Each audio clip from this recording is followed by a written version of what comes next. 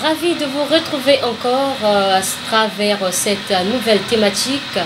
Madame, Messieurs, auditeurs, téléspectateurs et internautes de la RTOPH, bonsoir, que Dieu vous bénisse abondamment. En remplacement de ma consoeur journaliste et présentatrice de cette émission, Aslenou, qui vient de perdre son fils unique, il s'agit bel et bien de Senvich Poitiers, à qui nous présentons toutes nos condoléances. C'est la raison pour laquelle je suis avec vous dans cette émission d'Asla et nous, qui a pour thème ce soir Vanité de vanité, thème que nous allons débattre avec Charles Nikongilundu, notre invité. Bonsoir Papa Charles, bienvenue dans ce plateau. Madame la journaliste, bonsoir. Vous n'êtes pas une étrangère, vous faites partie de ceux et celles qui font vivre cette émission, parce que vous-même, vous êtes une présentatrice de première heure de cette émission Asla et nous. Donc très heureux de vous retrouver et je m'associe aux condoléances que vous venez d'exprimer et nous les exprimons officiellement à la famille éprouvée et notamment à notre très chère présentatrice Senvich Poitiers qui a perdu son fils unique. Que Dieu fasse, que Dieu gère.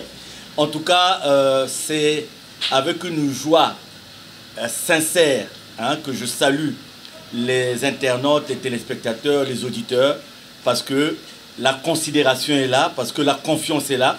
Nous nous rendons compte à travers les messages, à travers tout ce que vous exprimez, que vous accordez une importance particulière à cette émission. Cela nous va droit au cœur et cela nous rassure pour continuer à faire ce partage. En tout cas, que Dieu soit avec nous ce soir. Alors, comment vous sentez-vous au sortir de cette grandiose fête de la Pâque édition 2023 au niveau, je peux dire, dans l'ensemble?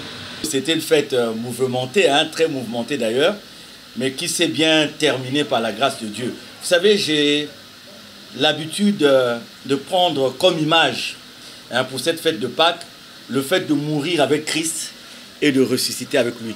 Et donc, c'est toujours une occasion de faire un examen de conscience, de dire qu'est-ce que je peux tuer avec l'aide de Dieu en moi, en termes de mauvais comportements, en termes de mauvaises habitudes. Qu'est-ce qui peut mourir en moi pour ressusciter avec Christ?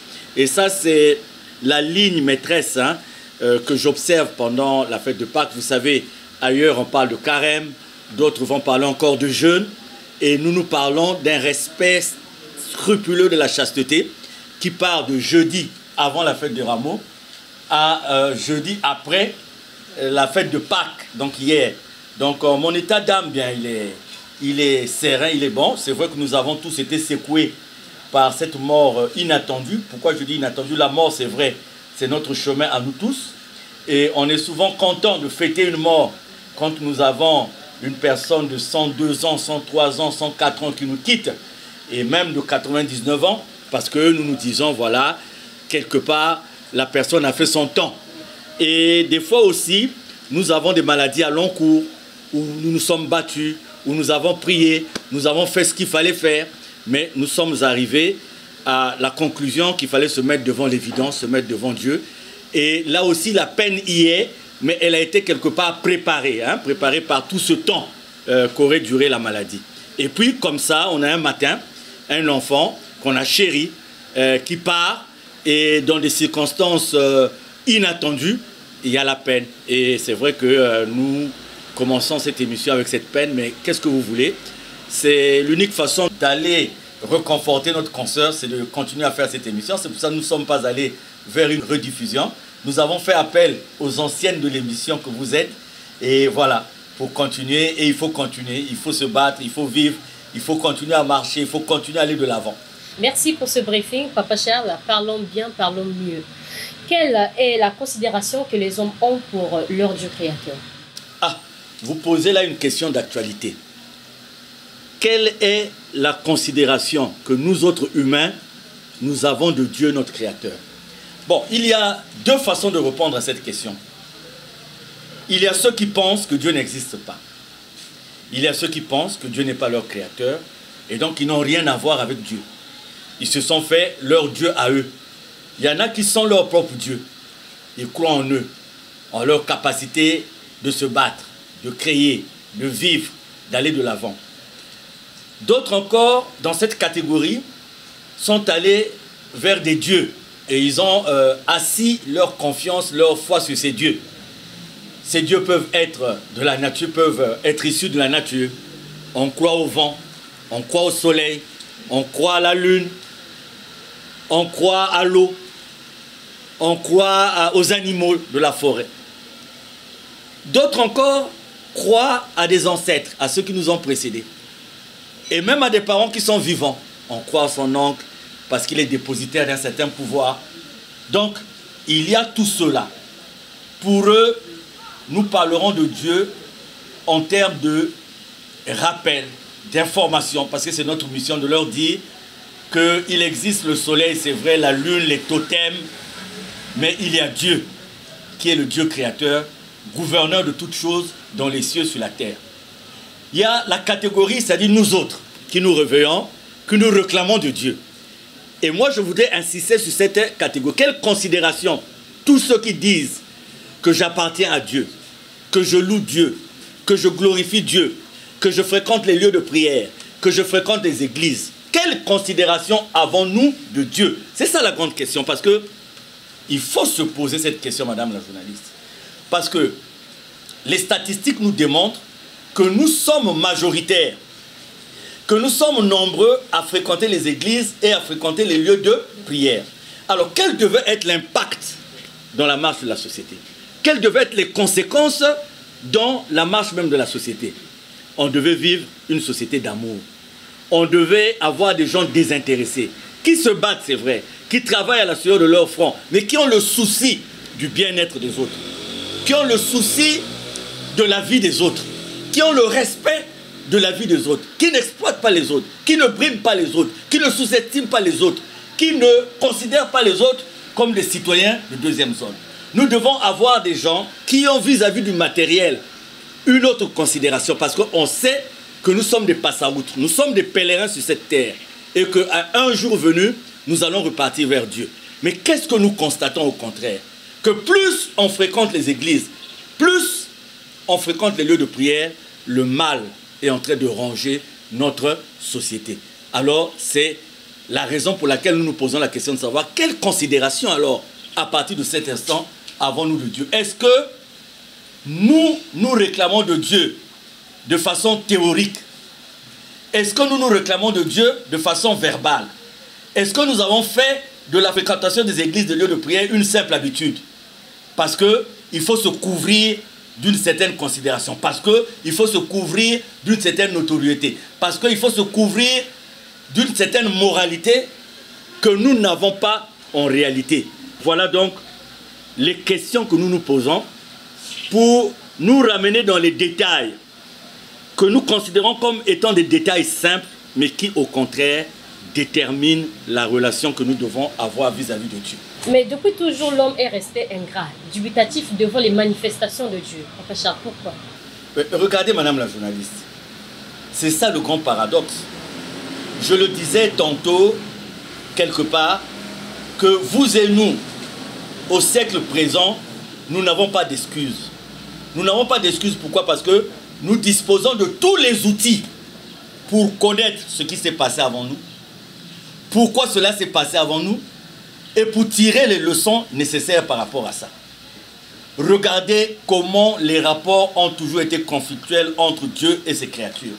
Quand bien même les créatures ont vécu la puissance de Dieu, vivent les manifestations de Dieu, savent que sans Dieu nous ne sommes rien. Mais toujours et toujours, nous sommes restés dans l'ingratitude. Toujours et toujours, nous sommes restés dans cette considération où nous accordons beaucoup plus d'importance à ce qui est de la terre, nous accordons beaucoup plus d'importance à ce qui est du monde, et nous accordons moins d'importance à ce qui est de Dieu. Aujourd'hui, Dieu nous demande de mettre en pratique son amour. D'aucuns pensent que c'est difficile, mais au fond c'est facile. Nous ne le faisons pas. Mais quand le féticheur va nous exiger un certain nombre d'interdits, quand il fait nuit, ne faites plus ceci, nous allons exécuter parce qu'il y a la crainte, parce qu'il y a la peur. On est dans la société, on se promène. On est par exemple dans la forêt, dans la plaine, dans la savane. À gauche, on voit qu'il n'y a personne. À droite, on voit aussi qu'il n'y a personne. Mais on oublie qu'on a Dieu qui nous regarde 24 heures sur 24. Donc voilà, Dieu se manifeste, Dieu parle, Dieu guérit, Dieu donne des solutions. Mais l'homme est toujours ingrat. Il est toujours prompt à aller là où il ne faut pas. Et c'est ça qui est malheureux. Or qu'aujourd'hui, avec l'Internet, avec la technologie qui est très avancée, on devait savoir que nos ancêtres s'étaient dressés contre Dieu. Ils avaient subi ceci. Au temps de Noé, les gens n'ont pas cru à Noé. La conséquence, c'était ça. Au temps de Sodome et Gomorrhe, les gens n'ont pas cru au précepte de Dieu. La conséquence, c'était ça. On connaît tout ça. Mais on semble vivre comme si ceux qui nous ont précédés étaient des animaux. C'est-à-dire n'étaient pas des gens ou n'avaient jamais existé. Comme si c'était des fables, comme si c'était des histoires qu'on se racontait. Alors que le sage nous dit, rien de nouveau sous le soleil. Selon vous, quelles sont les véritables motivations qui conduisent les uns les autres à l'église? Moi, je voudrais bien croire que c'est la foi. Je voudrais bien croire que c'est la grâce de Dieu. Je voudrais bien croire que c'est la vocation. Je voudrais bien croire que c'est l'appel de Dieu. C'est ça, normalement, qui devait nous conduire à l'église. On est touché. On s'est rendu compte que nous sommes venus sur cette terre. Nous avons une chanson en Kituba qui dit ceci. Chele kanzambi ngefilisa kamunu awana toto na kusadila ba mambu yange tangu muku kumaka na toto mikembo ya inza. Donc Dieu nous envoie sur cette terre pour faire son travail, pour faire sa volonté, pour accomplir son œuvre. Et quand nous arrivons sur cette terre, nous sommes confrontés à différentes réalités de ce monde qui nous détournent alors du véritable appel de Dieu. Nous devons aller à l'église pour répondre à l'appel de Dieu, pour aller renforcer notre foi, pour aller partager l'amour de Dieu dans une vie communautaire, dans une vie de fraternité, dans une communauté fraternelle. Voilà la raison principale. Mais aujourd'hui, on ne juge pas. Mais on va à l'église pourquoi? C'est une forme de respectabilité. On a Dieu, on a une idée de Dieu qui va, qui revient dans les moments difficiles, qui s'enfuit dans les moments d'abondance. Bon, on se complaît. Bon, on doit nous voir à l'église parce que ce dimanche-là, si on ne nous voit pas à l'église, bon, que voilà, ça sera compliqué. Qu'est-ce que les gens ne vont pas dire? On va à l'église parce que on veut bien obéir à son mari. Parce que si on ne va pas à l'église, ça sera un problème au foyer. Je dois accompagner mon mari à l'église. Je dois accompagner ma femme à l'église parce que ma femme me dit qu'il faut aller prier. Je ne vais pas pour Dieu, je n'ai pas cette foi. Je ne crois pas en Dieu. Bon, mais il faut que je l'accompagne. Les enfants, ah, on doit aller à l'église, sinon les parents vont se fâcher. On y va. Bon, je vais aller à l'église parce que la petite copine que je venais de rencontrer me dit qu'il faut être à l'église. Le petit copain que je venais de rencontrer dit qu'il faut être à l'église. Je vais être à l'église parce que je suis un mauvais, je suis un sorcier. Mais je ne voudrais pas que les gens sachent que je suis un sorcier. Donc, je dois avoir cette apparence-là. Je dois fréquenter l'église pour que les gens ne voient que cet aspect de moi, mais en fait qui va cacher la réalité qu'il est en moi. Je vais à l'église parce que j'ai raté toutes sortes de vocations dans la vie et je vais me créer une vocation, je vais me faire de l'argent. Je vais créer une église où je vais tout faire, même manger à la même table que le diable pour dominer les autres et pour me faire un peu de pognon, pour me faire un peu de visibilité, pour me faire un peu de notoriété. Donc voilà, il y a différentes motivations, mais on aurait souhaité que la motivation, l'unique, soit de répondre à l'appel de Dieu. Aujourd'hui, nous avons remarqué que l'homme, malgré ses différentes appartenances contradictoires, se croit se cacher derrière le nom. Confirmez-vous cela, papa? Regardez ce que je dis toujours tout au long de nos émissions, madame la journaliste. Le nombre croissant des gens qui croient en Jésus devait avoir pour conséquence le changement de mentalité dans notre société. Devait avoir pour conséquence la véritable vie d'amour dans notre société. devait avoir pour conséquence le désintéressement des gens devant le matériel, l'amour des autres, la tolérance. Mais aujourd'hui, madame la journaliste, on parle de plus en plus des antivaleurs. Plus nous fréquentons les églises, plus voilà, on a tendance voilà, dans des antivaleurs. Mais c'est ça le problème aujourd'hui. C'est ça le grand problème aujourd'hui. Quitte à se poser la question de savoir, l'église existe-t-elle, oui ou non? Si elle existe, est-ce qu'elle répond à la volonté de Dieu? Lesquels aident les autres à faire du mal dans la société d'aujourd'hui? Ce sont les chrétiens. Lesquels font du mal? Ce sont les chrétiens. Lesquels n'hésitent pas à corrompre? Ce sont les chrétiens. Lesquels n'hésitent pas à être corrompus? Ce sont des chrétiens. Mais c'est grave, madame la journaliste.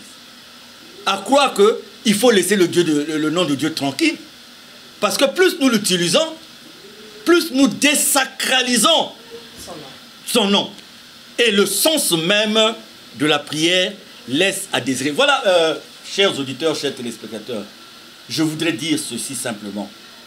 Qu'il vaut mieux se prononcer ouvertement qu'on n'a aucune croyance en Dieu, qu'on n'a aucune croyance en Jésus, qu'on n'aime même pas Dieu, qu'on n'aime même pas Jésus, que de mettre son nom comme un camouflage, de mettre son nom comme une couverture.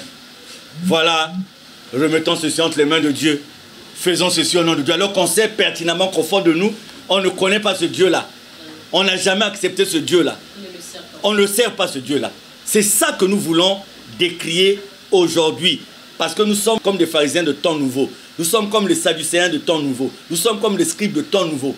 Nous nous couvrons de l'écriture. Nous nous couvrons de la parole de Dieu. Nous nous couvrons de certains schémas, de certains slogans, sans effet. Alléluia et tout. Alors que dans la réalité, nous ne reflétons pas ce que Dieu attend de nous. Avant que la régie nous balance un élément, Chamikundi Lundu, pourquoi est-il difficile pour mettre en pratique l'amour que Dieu nous recommande? Tout part de la crainte de Dieu. Moi, je vous ai dit aujourd'hui des interdits. Quand un féticheur donne des interdits, on l'applique. Pourquoi? On a peur des retombées de ce que le féticheur a dit. Parce que, soi-disant, on voit le féticheur. C'est tellement, on voit ce qu'il est en train de faire. Mais on dit, Dieu bon, c'est du virtuel. Dieu bon, ça ne sert absolument à rien. C'est ça le grand problème que nous avons aujourd'hui, madame la journaliste. Merci, retrouvons la régie pour un insert. Nous allons revenir juste après.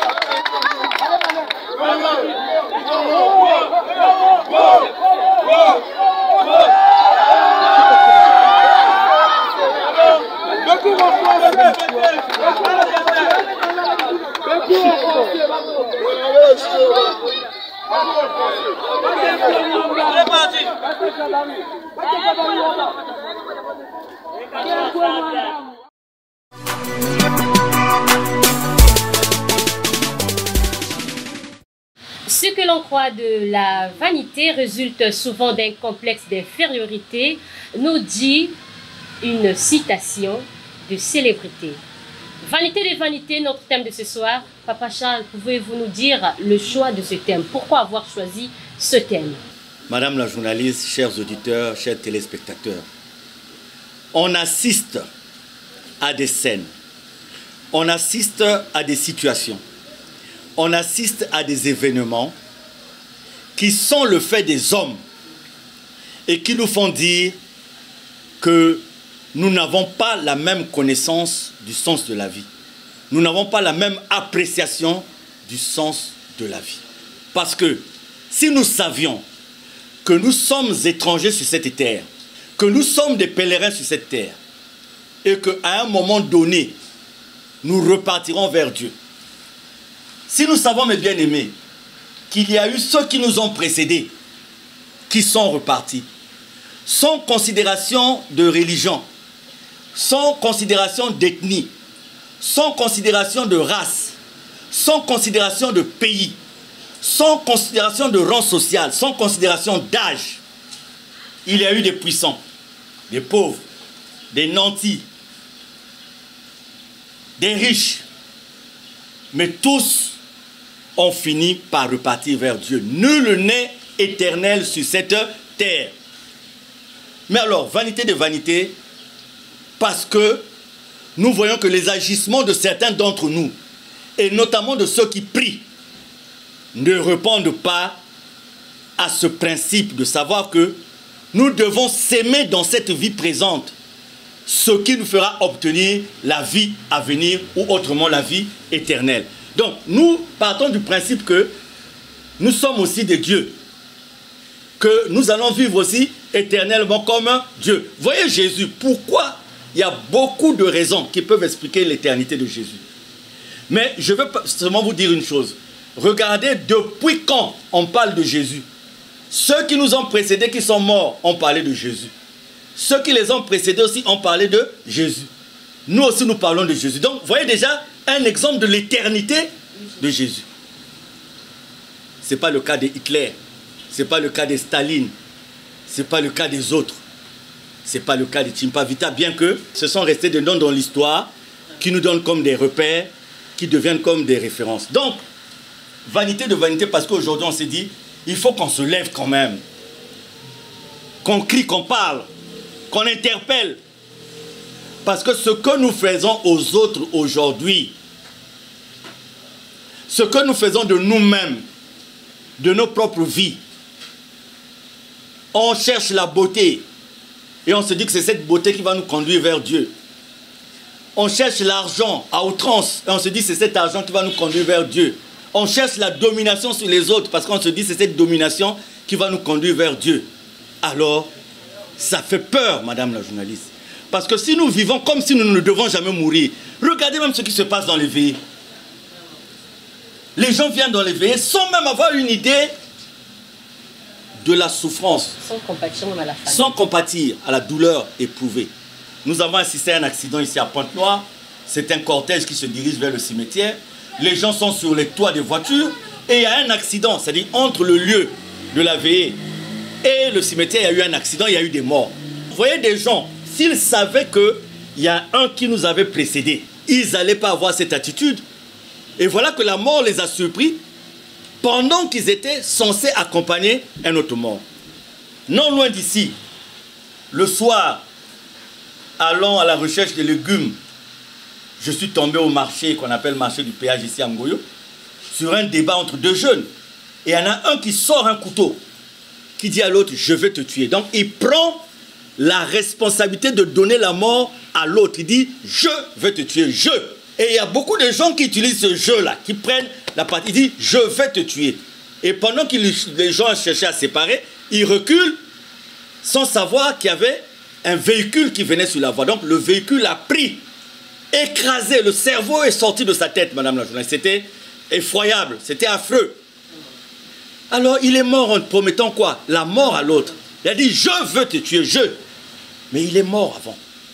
C'est-à-dire une façon de dire qu'il n'est pas le propriétaire de la mort, qu'il n'est pas le propriétaire de la vie. Et malheureusement, il y a beaucoup de gens qui se comportent comme ça, qui disent qu'ils peuvent donner la vie à d'autres, qui sont propriétaires de la vie des autres, qui peuvent donner aussi la mort à d'autres personnes. Et c'est pour ça que nous nous sommes dit aujourd'hui, non, il faut qu'on interpelle les gens parce que ce qui a été sera, nous dit l'Ecclésiaste, ce qui sera a été vanité de vanité.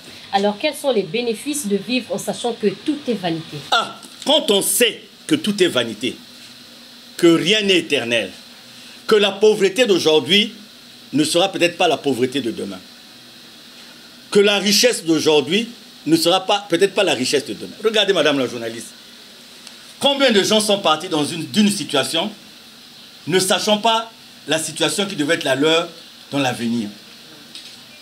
Mais parlons simplement d'une simple évolution. Madame la journaliste, à 5 ans, vous n'étiez plus la même à 12 ans. Et vous n'êtes plus la même aujourd'hui. Donc il y a une évolution. Rien que cet exemple devait nous dire que nous évoluons vers quelque part. Et parfois, dans certains aspects, on peut avancer, on peut reculer, comme on peut stagner, c'est-à-dire rester au même niveau. Parce qu'on sait qu'il y a une force qui nous gère. Et on sait que arrivera le moment où nous devons quitter cette terre. Et quand nous sommes dans ces prédispositions-là, le bénéfice c'est quoi? C'est que nous nous préparons à cette vie future. Nous nous préparons à aller rendre compte à Dieu. Parce que nous savons que nous serons jugés sur la base du bien et du mal que nous aurons fait ici sur cette terre. Sur la base de la foi ou non que nous aurons exprimé vis-à-vis de notre Seigneur, notre Dieu. Et le bénéfice c'est quoi? Celui qui a conscience de ça. Celui qui sait que les choses s'arrêteront un jour. Celui qui sait que la position qu'il a, il ne va pas la voir de façon éternelle. Celui qui sait que la beauté qu'il a, peut-être qu'un jour, il la perdra comme la fleur qui fane. Celui qui sait aussi que sa pauvreté d'aujourd'hui sera peut-être transformée en richesse demain. Il sait que Dieu existe et que Dieu est le maître de tout ça. Le bénéfice pour lui, c'est quoi? Il fait attention. Il fait des efforts. Il cherche l'intimité avec Dieu. Il fuit le mal. Il va vers l'amour des autres. Il aime Dieu plus que tout. Et il aime autrui comme lui-même. Et si tous nous vivions dans le fait de savoir que tout est vanité, on ne devrait pas avoir une société d'égoïsme où les gens seront faibles. Quelle est cette église-là? Quels sont ces gens qui prient? Qui après, quand ils repartent chez eux, ils n'ont même pas le souci de leur environnement qui souffre, que de leur environnement, les gens qui n'ont pas mangé.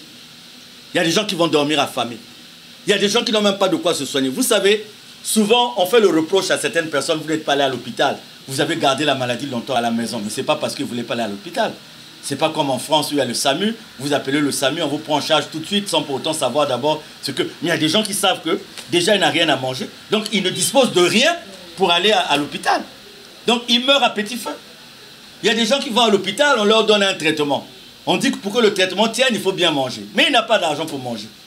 Déjà, le traitement, il a eu par des efforts. Donc, parfois même, le traitement tue la personne.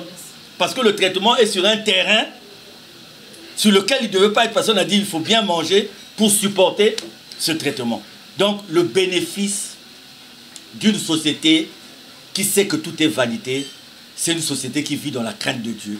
C'est une société qui cherche à s'améliorer, à partager, où on ne s'enferme pas dans des familles, on ne s'enferme pas dans des ethnies, on ne s'enferme pas dans les religions, on ne s'enferme pas dans... Regardez la religion aujourd'hui, le milieu le plus divisé. Le milieu qui devait démontrer l'amour, exprimer l'amour, malheureusement, la religion est aujourd'hui le milieu le plus divisé. À la lumière de ce que vous venez de dire, vanité de vanité, quelle est votre assertion, votre constat? Voilà, madame la journaliste. Je vais vous prendre quelques exemples concrets dans la société d'aujourd'hui. Vous avez quelqu'un qui est nanti d'un pouvoir. La richesse, c'est normal. Le rang social, c'est normal. On ne peut pas reprocher à quelqu'un, de par ses efforts, d'avoir de l'argent et de jouir de son argent. Vous savez, moi, je me suis pris à un jeu. Je me suis dit un jour, il n'y avait personne à la maison. Et j'ai voulu comme ça respirer, entre guillemets. Donc, je me suis souvenu de certains moments qu'on avait en France. Et je suis allé au supermarché. Je me suis acheté un certain nombre de choses parce que je voulais me faire un plaisir. Je suis arrivé à la maison. J'ai fait un ragoût de viande. J'ai préparé la semoule moi-même. Je me suis fait une salade. J'ai pris un bon fromage président. J'ai pris une bonne bouteille de champagne en apéro. Une bonne bouteille de vin Bordeaux. J'ai mis le dombage et j'étais là. Vous savez, pour avoir tout ça, il fallait de l'argent. C'est pas mauvais de l'argent. J'ai eu ce moment qu'on ne peut pas reprocher à quelqu'un, un moment de plaisir. L'essentiel est d'en connaître l'intention. Or, il y a des gens qui pensent que quand ils arrivent à un niveau donné de la société, ils ont maintenant le pouvoir de décider de la mort ou de la vie des autres personnes. Qu'ils ont maintenant le pouvoir de désarticuler la vie des autres. Il y en a qui peuvent décider comme ça de ravir la femme de l'autre parce qu'il est jaloux. Il y en a qui peuvent décider comme ça de casser la carrière professionnelle de l'autre. Et il est content parce qu'il a fait ça. Il n'a pas aimé la façon d'évoluer de telle personne. On assiste à quoi à la société d'aujourd'hui?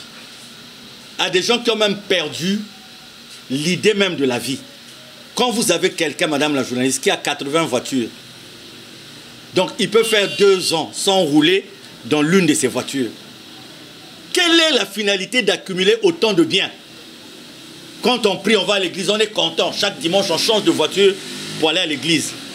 Alors qu'on sait qu'au niveau de cette église, il y a des gens qui n'ont même pas 200 francs CFA pour s'acheter un verre de riz. Nous sommes arrivés dans une société où on n'hésite même plus à vendre son prochain parce qu'on veut garder une certaine position sociale. On n'hésite même plus à désarticuler tout un mariage parce qu'on veut posséder une certaine position. Et on cultive l'apparence, le souci de l'apparence. Et c'est une société qui devient très compliquée alors qu'elle est habitée en majorité par des chrétiens, en majorité par des gens qui prient. Combien aujourd'hui ne sont-ils pas prêts à embrasser le diable pour avancer au boulot, pour être nommé quelque part, pour jouir de ceci, pour jouir de cela? Vous savez, il y a une demoiselle, pour avoir un document de voyage, il y a un monsieur qui était là, qui était donc capable de lui délivrer ce document de voyage et qui lui a demandé de lui vendre ses charmes. C'est-à-dire que tu vas avec moi à l'hôtel et 3 jours après, tu as le document de voyage. Et la dame, comme elle avait besoin de ce document de voyage, elle a été obligée de le faire. Elle s'est ouvertement pour dire, je m'en veux aujourd'hui parce que je suis allé, j'ai payé, j'ai répondu à tout ce qui était demandé comme condition. Mais le gars m'a dit, madame, vous savez, même si vous le faites, il y en a qui l'ont fait, ça fait 1 an, 2 ans, ils n'ont pas ça. Donc si vous voulez tel que vous êtes, faites ça. Bon, vous êtes chrétien, c'est-à-dire que celui qui demande pareil service, il fréquente l'église. Il prie, madame la journaliste. Mais sa position de pouvoir, parce que le pouvoir qu'il a, lui permet de délivrer ou pas un document de voyage ou un document d'identité. Et il va aller au-delà de ce pouvoir pour exiger du prochain ce qu'il ne faut pas faire. Combien de temps? Est-ce qu'il sait que par la loi de la dualité, cela pourra être demandé aussi à sa sœur, à sa nièce, ou qui sait? Ou qui sait? C'est grave là. On pouvait dire que ceux du monde qui restent dans cette façon de faire parce qu'ils sont du monde. Mais les nôtres, je peux encore aller plus loin. Vous savez, vous avez un pouvoir d'élargir la liberté de quelqu'un ou de restreindre la liberté de quelqu'un. Et dans la société, ce genre de pouvoir est normal parce qu'il faut réguler aussi la marche de la société. La société évolue avec la sanction et avec la rémunération. La rémunération quand vous avez fait ce qui est bien, la sanction quand vous êtes allé aussi à l'encontre de ce que la société exige. C'est pour ça que la société est organisée aussi dans ce sens qu'il y a des lois, il y a des règlements. Donc, il est normal de restreindre la liberté d'une personne quand la personne se retrouvait dans les conditions qui le conduisent à avoir sa liberté restreinte. Mais quand vous avez, sur d'autres bases, vous êtes tous les dimanches à l'église, tous les dimanches, vous ne manquez pas à l'église. De très bonne heure. Vous êtes un bon contributeur de l'église. Mais vous allez restreindre la liberté d'une autre personne sur une base subjective. Parce qu'on vous aurait corrompu. Parce qu'on aura fait la pression sur vous.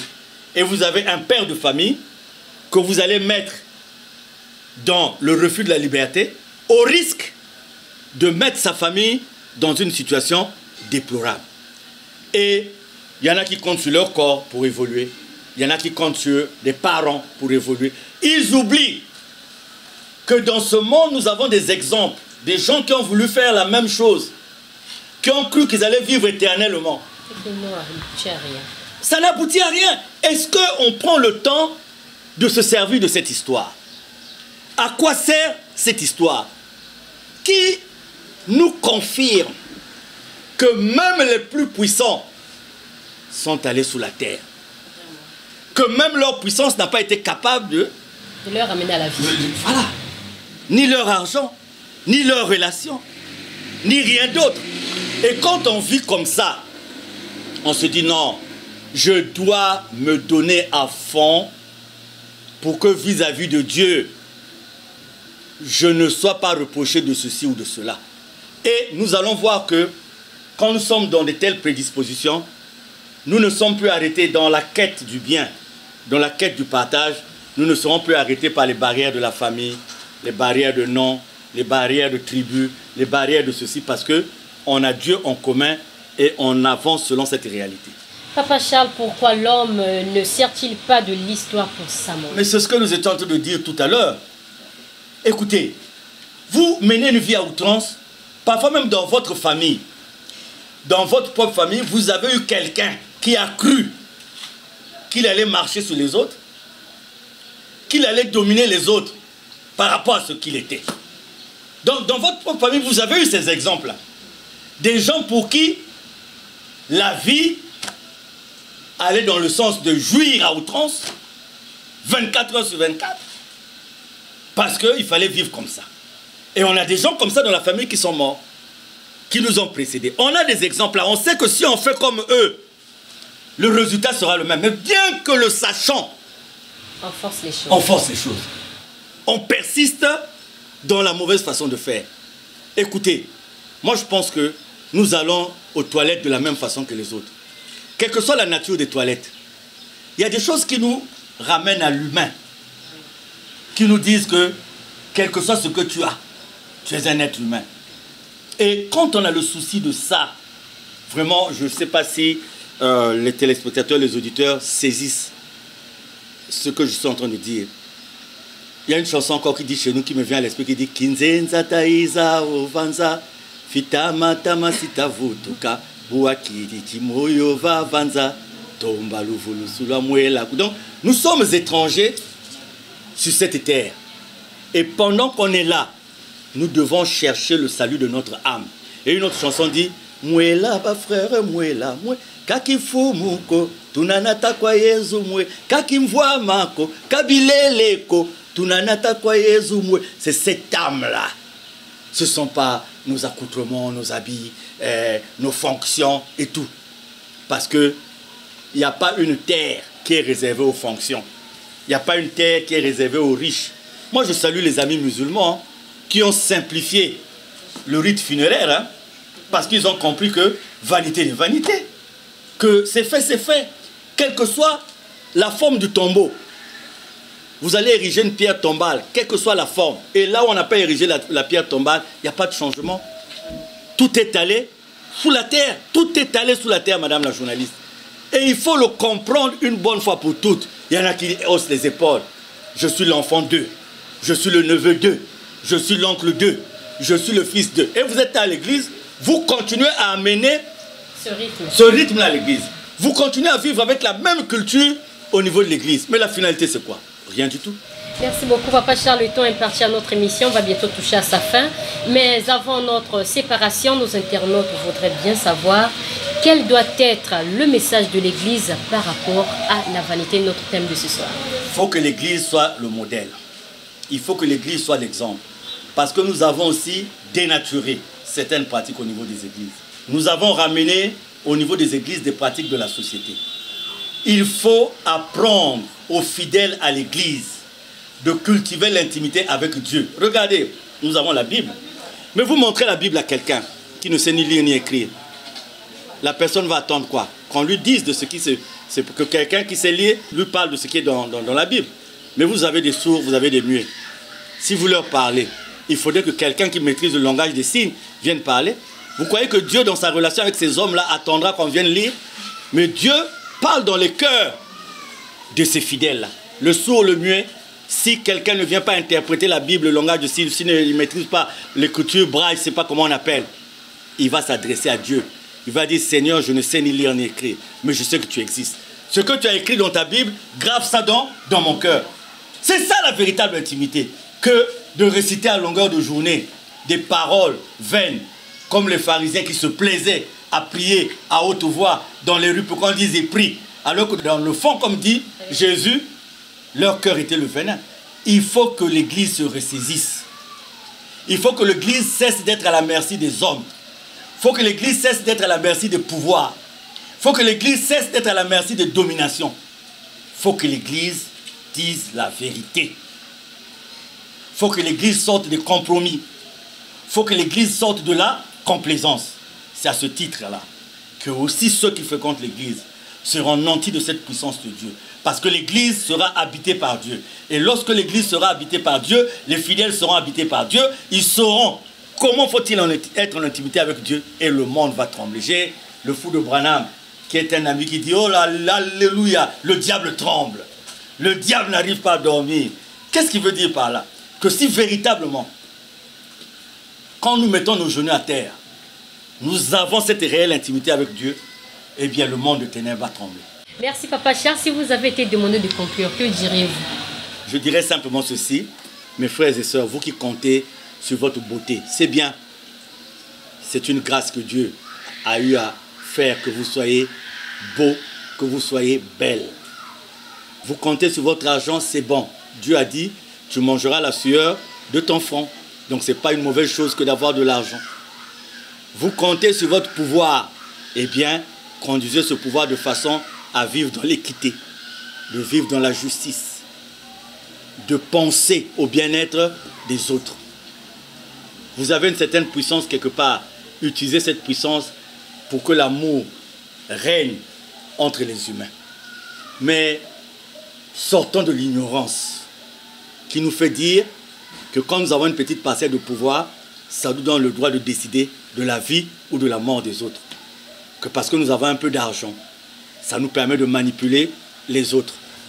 Parce que, il faut sortir de là. Et pour nous qui prions, c'est facile. L'essentiel est d'aller vers la crainte de Dieu. Et Dieu a dit, demandez, l'on vous donnera. Frappez, l'on vous ouvrira. Cherchez, vous trouverez. En tout cas, que la grâce de Dieu nous montre chaque jour comment vivre pour être en intimité avec lui. Que la prière sacerdotale de Jésus dans Jean 17 soit en nous tous les jours, car il dit, Père, je ne suis plus de ce monde, mais ceux que tu m'as donnés, je les ai laissés dans ce monde, pour que toujours nous puissions savoir dans ce monde ce qui est bon et ce qui n'est pas bon. Merci beaucoup Papa Charles. La vanité des vanités a été le thème développé au cours de cette émission. Grand merci à notre invité Charles Mikungilundu qui nous éclaircit davantage. Merci aussi à l'équipe technique, Ristal Bissi, grand merci à vous. Grand merci à Belge Pombou, Gomadi Wanzi, Roger Tello. Devant vous, Petroni Bibongo qui vous a tenu compagnie durant tout au long de cette émission. Je vous remercie infiniment. À très bientôt.